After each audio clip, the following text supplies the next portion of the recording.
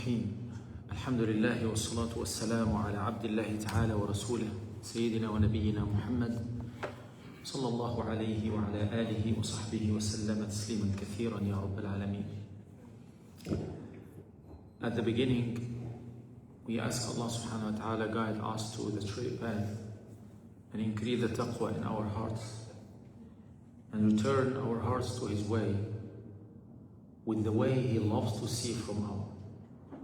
And we ask Allah subhanahu wa ta'ala guide our minds to think wisely as He asks us to do. Allahumma ameen. Back to school, this is our topic for tonight. And why we choose that topic? Because of the importance of the topic. We know the school, especially in the West right now, it's like the ocean. Once you are putting your child over there, maybe he's gonna go through and not coming back. And we can lose anything in our life. It doesn't matter except the children. Because our children is the extension of our deen. And our deen is the most important thing in our life. Otherwise, no value for the dunya we're living in. No value for the time we are spending. No value even for the money we have in our hands. No value, no matter. What do we have if we don't have our children in our hands? Actually in our hearts. Because of that, we need to review at the beginning our position with the children. What is the real position with that? Stop it, Muhammad Usman. Can I start making sound? What is the position of our children? And what is our position toward our children? Parents and children, it's easy to say those words. But how can we give the rights and do the duties toward each other? This is the really challenge in our life. Allah subhanahu wa ta'ala gave us in the Quran a few examples about the relationship between the parents and children. One of them was with Yusuf and Yaqub, and what a kind relationship had at that time. When Allah subhanahu wa ta'ala told us the story about the dream of the son coming back to tell his dad what he saw and explaining to him everything, and the dad taking his position to give the advice about the future of the children. And the child was receiving that guidance from the dad as a rule in his life, and he took it seriously. And he went through that advice up to the end of his life. وَكَذَلِكَ يَجْتَبِيكَ رَبُّكَ وَيُعَلِّمُكَ من تأويل الأحاديث. Allah subhanahu wa ta'ala gonna choose you and teach you the wisdom in itself. Yusuf alayhi salam took these words to have it as a theme in his mind whenever he's going. He is asking himself, this idea coming from my Lord or coming from myself or coming from my shaitan. Based on the decision, he's gonna start making another decision about what he's gonna do exactly. Now, we are talking about the relationship between Yusuf and Yaqub. We're gonna move on to find Ismail next to his dad, building the building together, not leaving each other, not ignoring each other, not denying, coming from any part of them. They are coming together, they are working together, they are thinking together, they are practicing the deen together. Even the acceptance from Allah subhanahu wa ta'ala, they are asking that together from the side of Allah subhanahu wa ta'ala. رَبَّنَا تَقَبَّلْ مِنَّا إِنَّكَ أَنْتَ السَّمِيعُ الْعَلِيمُ. رَبَّنَا وَاجْعَلْنَا بالمثنى, وَاجْعَلْنَا مُسْلِمَيْنِ لَكَ وَأَرِنَا, both of us, مَنَاسِكَنَا وَتُبْ عَلَيْنَا إِنَّكَ أَنْتَ التَّوَّابُ الرَّحِيمُ. We have another story with Luqman, when he used to sit with his son to teach him What is the meaning of al-hikmah? وَإِذْ قَالَ لُقْمَانُ لِابْنِهِ وَهُوَ يَعِظُهُ يَا بُنَيَّ لَا تُشْرِكْ بِاللَّهِ إِنَّ الشِّرْكَ لَظُلْمٌ عَظِيمٌ. We're going to come to the other side to find Ibrahim alayhi salam. We already saw him as a dad for Ismail, but let us see him as a child in the heights of the garden. يا أبتي لا تعبد الشيطان إن الشيطان كان للرحمن عصيا. He used to give the advice for the dad. Once in a while you are hearing the students or the children talking about the parents as they are a close-minded people. The thinking is really tight. They cannot understand us. They're not among the AI century, you know, they're not coming to our field. They cannot understand. They are accusing the parents literally as the ignorance people. Sorry to say that, but this is the reality. Once we are seeing Ibrahim alayhi salam and what he used to say, we're gonna find the position of the actually educated son. As we ask educated parents, we need to have that kind of people. We're gonna find Ibrahim in his position as a son. Let us start with Brother Imad to see what he has for us tonight. I am seeing something very important, you know, and I'm not the person used to prepare something. Because of that, I'm talking to you and watching the video here. تفضل سيدنا. السلام عليكم. عليكم السلام ورحمة الله وبركاته. First, I want to say, jazakallah khair for you guys coming out here. Like I always say, when I see you guys come out here, that shows how much you guys care about your kids. I think it's very important, especially what Sheikh was mentioning earlier. Living in a society, we need to take it a little bit more serious. For example, like my end, I grew up most of my life here in the US. So I have seen the huge shift of generation, the huge shift of the schools, dealt with different schools, helping. Some of my families are part of teachers also, so there's a lot of feedback that I have from all kind of public and private schools. So alhamdulillah, like there's a lot going on. And I know this is a huge topic. It's not a one-day topic.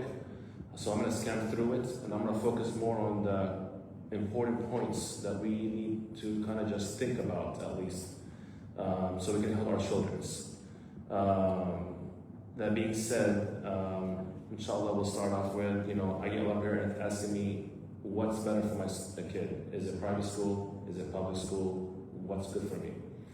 And I honestly always give the answer is, to me, they all have pros and cons. The question is, what do you want? It's more than which is better.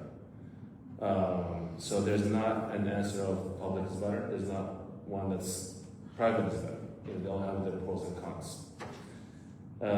Especially what I have seen with a lot of kids, they are not at the level of strength of being a Muslim character. That's missing big time. And if that is the issue, or that's there, or if it's existing into the kids, that's a huge problem.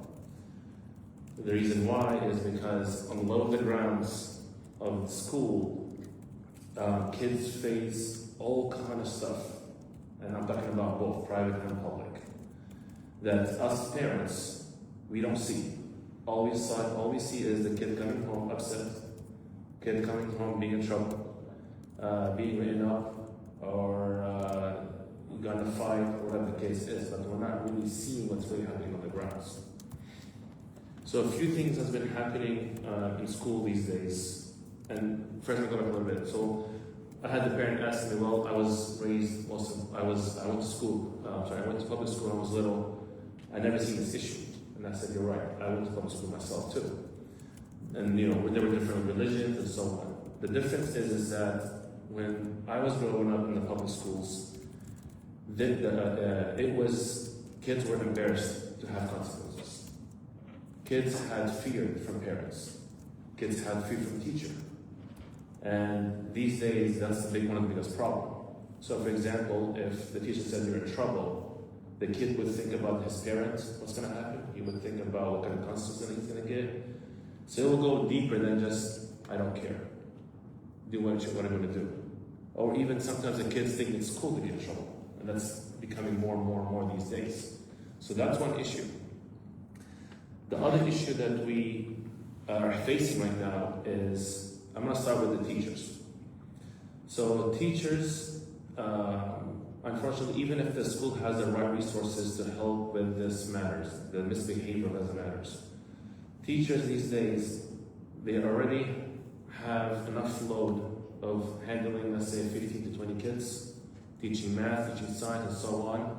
But now they're also having to deal with kids misbehaving, deal with kids bullying, dealing with kids not listening. You know, yes, it's normal for a teacher to deal with that, but what makes things worse is that the parents, and I'm not saying us, but you'll be surprised how many parents out there, instead of helping fix the situation, they make it worse. How do they make it worse?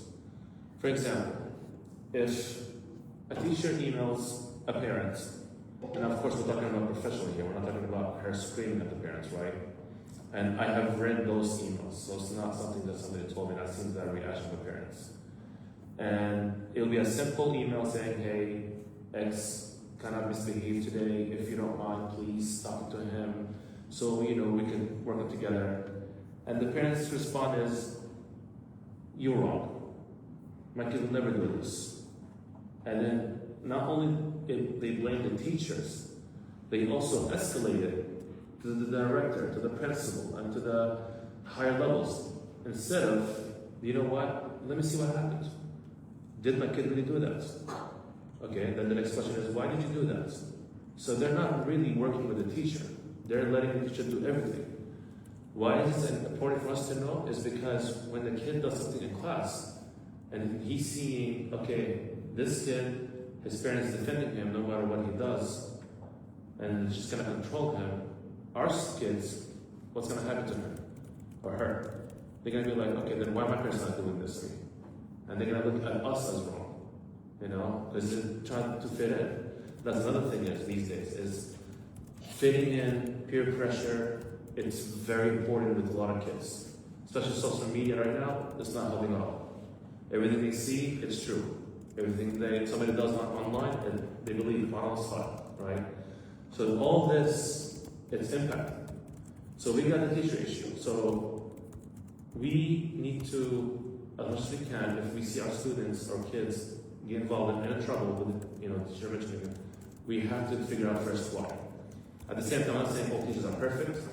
At the end of the day, we're humans. But, we also have to understand first before we take the next step. Otherwise, it's not gonna make us any better of improving our kids, the way I look at it, more than anybody else. The next thing I wanted to talk about is after that is in the classrooms, especially, when a student sees peer pressure, especially, or bullying, a lot of time this is actually increasing really fast. It's increasing like outrageous. And that's another thing, is a lot of kids don't like to be by themselves. They don't want to be excluded. What's their options? Is to join. And that is a big problem. That's a big problem. And we're going to talk later on what things we can do to fix that. Another thing is I look at it is if us as a parents, if we don't control that, the student or the kid, our kids are going to grow up thinking this is right. And we're going to make sure, we need to let them understand, no, if you make a mistake, like for example, a woman son, like, I love you, I understand what you did, but we need to fix this. This is not right. You don't have to scream at them. You don't have to go aggressive on them, right? That's why one of the things we can do to help them out. Because I know we cannot control our parents, but we can control our kids. We can let them know, okay, what parent did on this one was wrong. This is the right thing. This is that. How can we improve? Another thing is that always remind our kids, I'm going to say, never ever follow anyone. Always be a leader. That's something I remind my son every single day. I know it's hard because it's easy to follow than to lead, especially these days. Be a leader, be different, you know, be your own character. That's something we always have to remind our kids. Bullying, I'm going to go up to bullying because this is very big these days. You know, I use that example as, okay, if you see somebody bullying someone, how would you like it if he bullied you? So the answer is no, I don't like it. Then why would you do it to somebody else? So these things we can constantly have to keep reminding our kids on this, you know. Know when to walk away. That's one of the biggest issues with kids these days. They don't know when to walk away. And they don't want to walk away. Because when they walk away, to them, is they lost the fight. And as you know in Islam, sometimes it's just good to walk away. You know, you might lost the fight, you know, physically, but mentality, you're strong. You know, you're avoiding a bigger problem. You know, especially you don't want to get this escalated to being somebody being hurt. So this is a big issue. So this is one thing we need to always remind our kids. And also we have to always do our best to have our kids open up to us. Because you'd be surprised what things goes in school. When I say open up, try to get as much information as you can from the kids. What they do in classes. How is who's your friend? What do you guys do? Make sure we focus on these kind of questions. Otherwise, it's gonna be a matter of, he went to school, he came back, did you do your homework? Done. That's not enough these days. You really have to figure out who's the people around him, especially the friends. And that's the biggest issue these days. You know, for example, like, the way I look at it is do you want a friend who pretty much think about fun all the time in Islam, the last thing? Or do you want somebody who, when he hears the adhan, is the first person to go pray, and then fun is next? So you need to figure out who's their friends. And this is, again, this is both public and private. It's not just a one scenario thing. And this is when we go back to what Jeff was saying also earlier. We have to grow, as I like to call the seed, grow the seed into our kids. Who we are, what we are, why are we here? You know, when we start practicing this, and this starts from the house, then we can go on to the masjid, then we can go out to the public. How do we act in public? What do we do in front of people? That the kids are smart, especially these days. Don't ever think he's a 6-year-old, 7-year-old. No, they know what they're doing. They may not show it, but they will show it at the time where you'll be surprised. So the way you act in the house, the way you speak in the house, the way you tell your kid, come on, let's read Quran for 5 minutes, 10 minutes. Let's pray together. Let's go to the masjid together. All these small stuff, even if they're not convinced, at one point they will remember it. So it's very important for us to plant that seed in them. Otherwise, if that character is very weak, what I just mentioned earlier, it's so easy to get shifted, with no question. So it's very, very important for us to plant that seed, and I'm gonna tell you, it's a challenge. It's a challenge for all parents. So if you try one way and it doesn't work, try a different way. If the second one doesn't work, then try a third way. Don't give up. You know, that's one thing I know some people don't give up. I can't do anything with it. No, don't give up. Because I guarantee you, one time, one day, they're gonna wake up and they can figure out, okay, you know what, my parent did this 1, 2, 3, now I understand. So our goal, inshallah, just to keep on pushing that.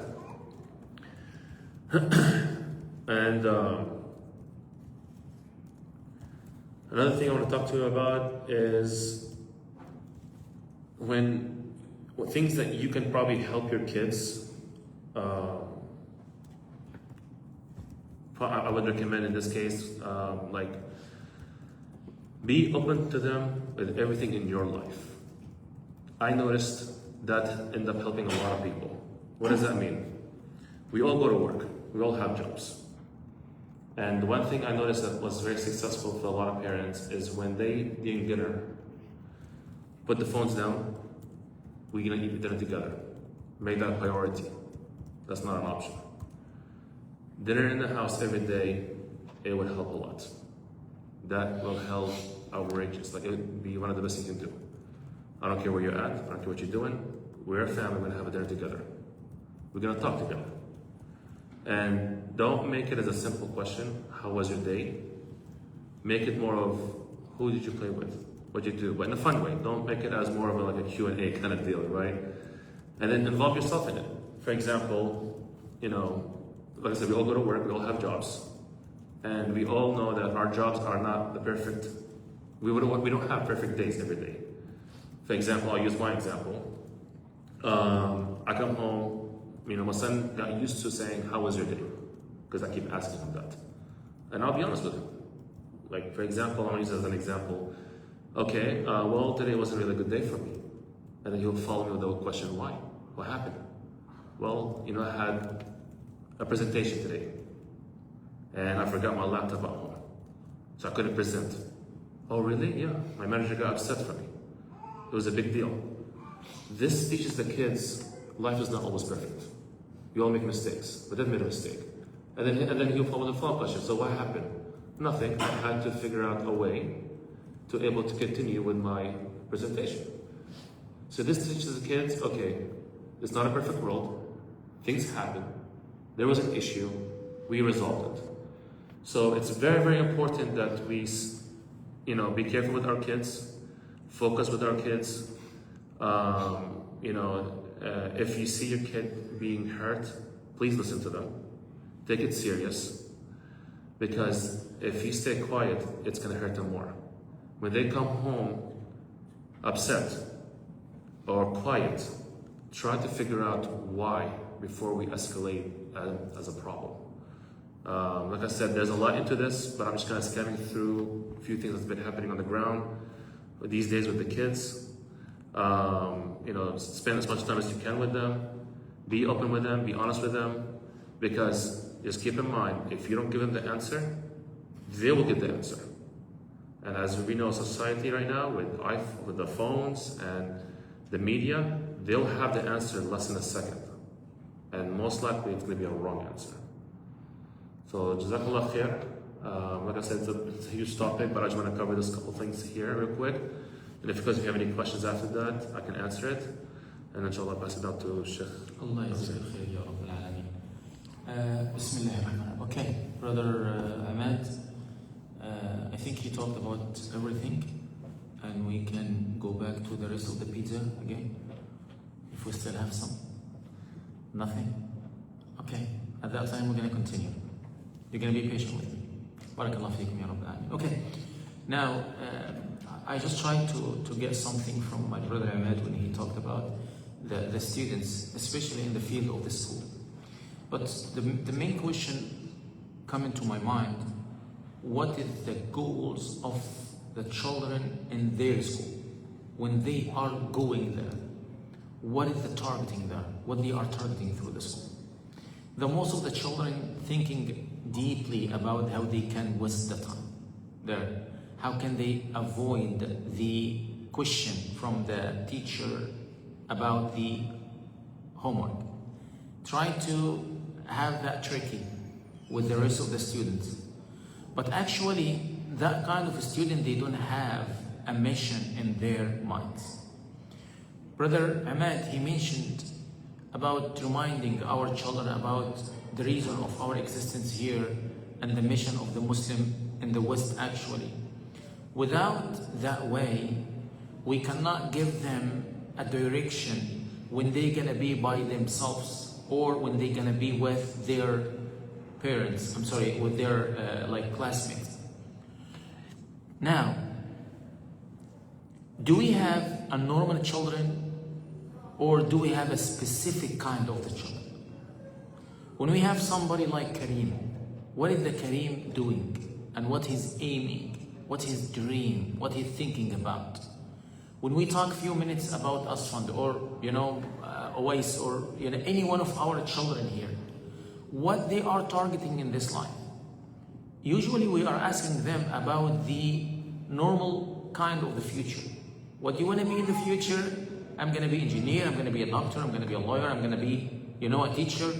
Whatever they are choosing, they are talking about the dunya. But how many one of us tried to prepare his son to be a leader of the Muslim community in this country? How many one of us like plant that seed in his heart to be bigger and bigger and bigger? Through the time, we're gonna find the tree of the da'wah in his heart and in his mind in the same time.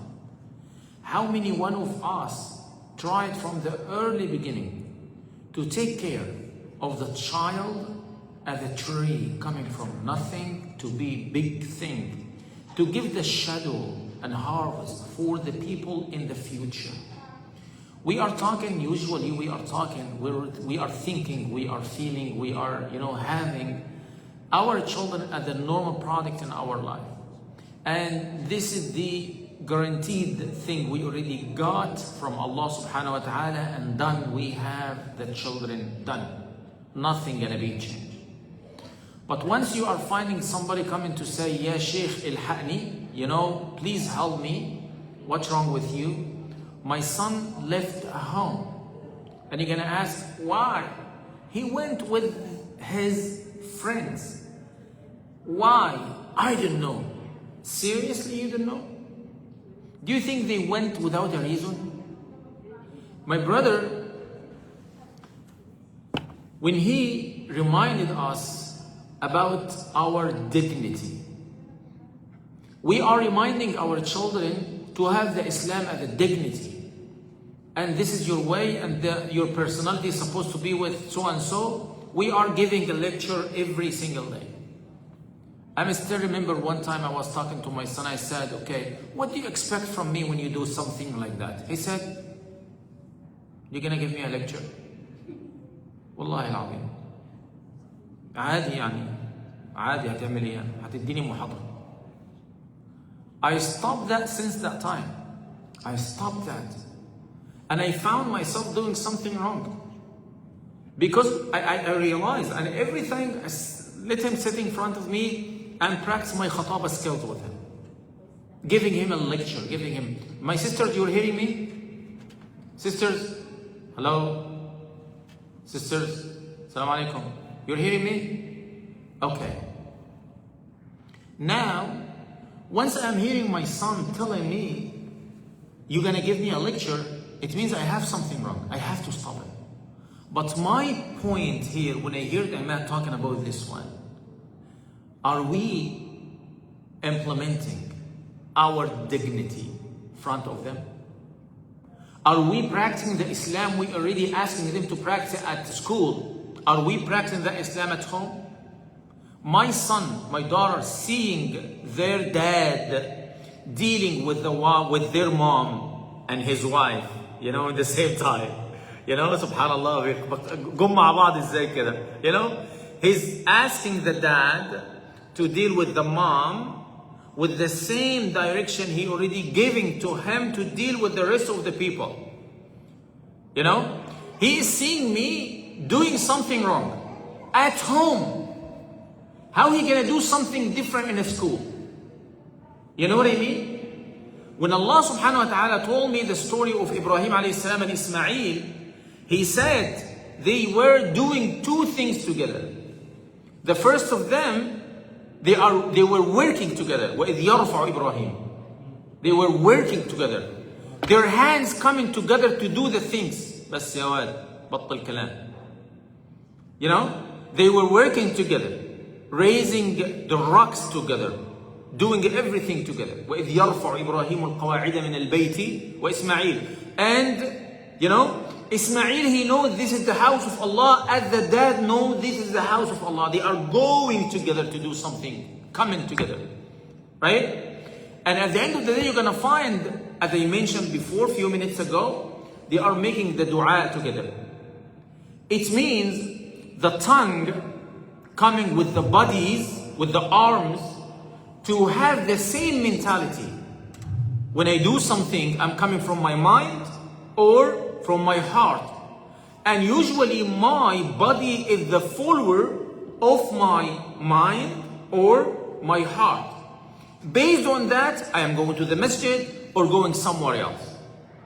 Ismail was with Ibrahim alayhi salam. They used to do the same things together, coming together to do the same things. Are we doing that? When I see Uwais coming with his dad every time, what does that mean? Just for example, sorry for mentioning the name, but what did that mean? The meaning of that, he didn't find his mom telling the dad, why you're taking him with you? Let him take a break. She knows what is the responsibility of the son and the responsibility of the parent. She's pushing the son to go with his dad.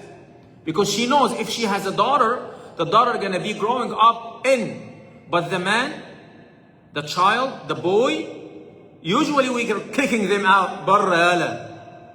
Itla. Why? He's going to be growing up out of the door more than in the door. Once we are achieving a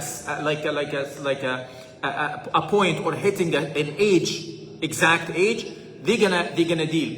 That's what I'm used to, or I'm usually telling my wife. Your rule's gonna be behind that door. My responsibility out of this door.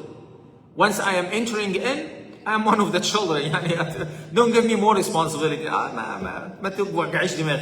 But out of the door, I am there. I am giving the full responsibility about all of them. By the way, now, when we're reminding them about their dignity and their goal and their Islam, are we practicing that? At the same time, once we are giving long lectures, they are getting boring because of all of the words. Listening to them, subhanAllah, I just gave like a lecture about maybe the same topic. It was closed like that. And I was telling the people just a humble, like my experience, humble points about my experience. And I asked the people, I'm asking you to, don't let your children going with the bus at the morning. Don't let them going to the school by the bus. Give them right. Not because that thing is bad, but because of something very important. They already barely they waked up, opening their eyes of the morning. And you know what is the meaning of the morning with the children, going to the school, astaghfirullah at the morning. But once we are going together and repeating the adhkar together, just for example, imagine we are going to the school, 10 minutes, 5 minutes, 15 minutes, whatever, even 2 minutes. Even if they're gonna walk, and you're gonna go with them. أصبحنا وأصبح الملك لله والحمد لله لا شريك له لا إله إلا هو وإليه النشور أصبحنا على فطرة الإسلام وكلمة الإخلاص وعلى دين نبينا محمد صلى الله عليه وسلم وعلى What is the meaning of those words? Maybe he doesn't know the meaning of the words now, but he's gonna find the meaning in a while. Even if he's going to repeat the same words every single day at the morning, going to the school with his dad, his mom, at the while, or in the future, he's going to find that words like stick in his mind. Cannot go anywhere from that. Even if he's going to find some of the students grabbing him to the other way, he's going to come back in a while. He will not be drawn there. He's going to come back. Just reminding them about Surah Al-Fatiha and the rest of the surahs. We already memorizing like a few ayahs every day, and we have a target, and we are rewarding them about the target and giving them prizes and so on. So it's a system. And once we are coming to the system, we're gonna come to the end of the day, coming back from the school. Is that important to go to them back? It's a hard time. It's a long side over there, the car waiting for the time of But at that time, you will not say anything. You're gonna stop talking and just ask a question, how it was with you today, and let them talk. They will never stop, because a lot of actions happening through the day. At that time, you're gonna understand what is the environment your child in, what is the concern about the teacher, what is the type of dealing between him and his friends.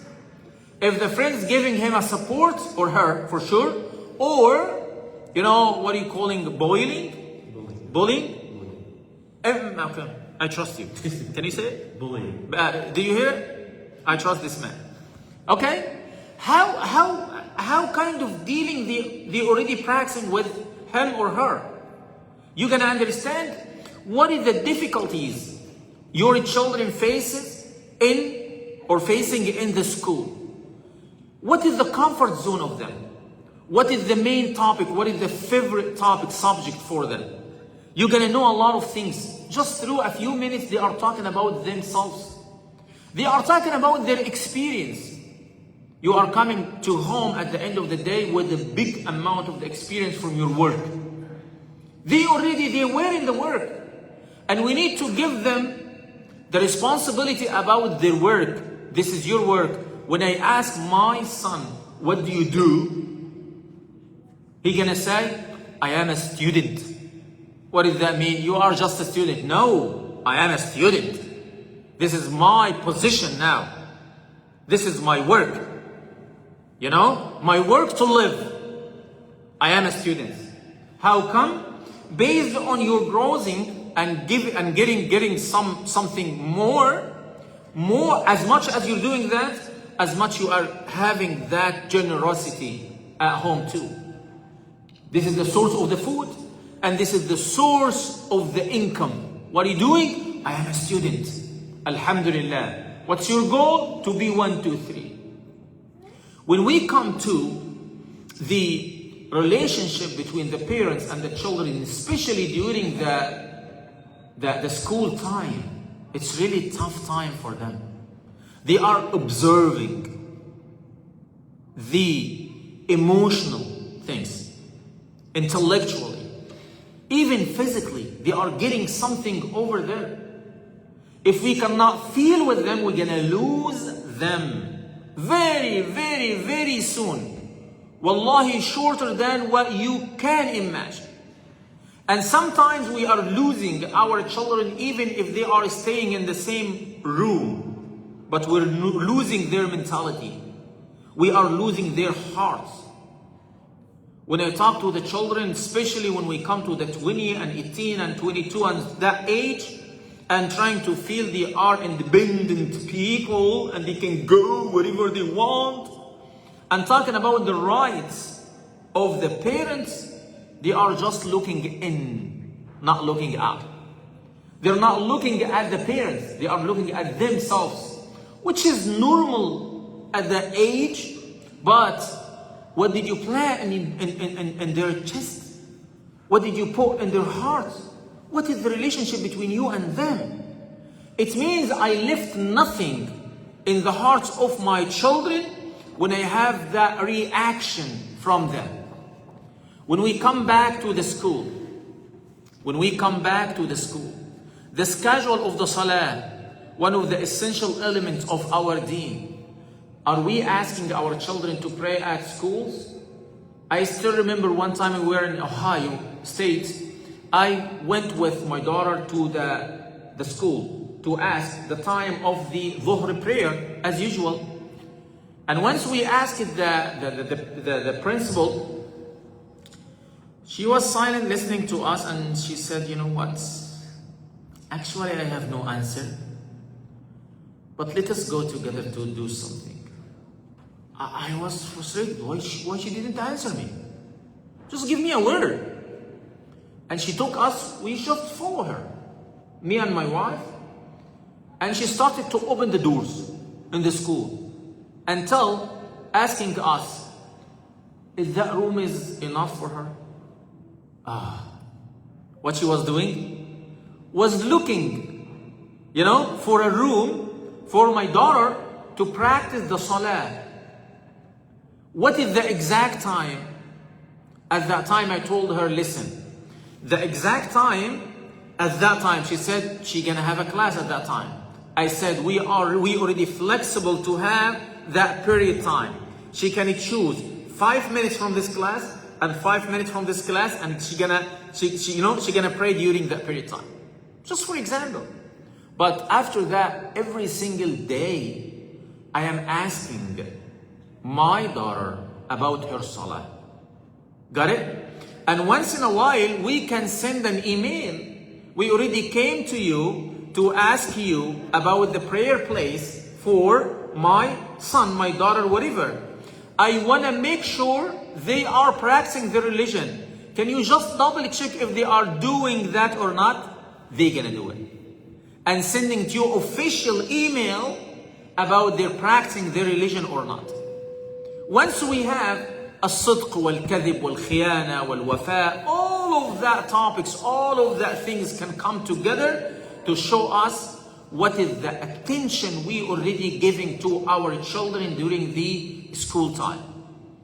By the way, that talk not to me and you, Dr. Abdul Latif. We are out of that direction. Alhamdulillah, we are already enough. جزاكم الله خيرا. بارك الله سبحانه وتعالى فيكم. If we have any question, inshallah subhanahu wa ta'ala, we can discuss it, but after the salah, inshallah.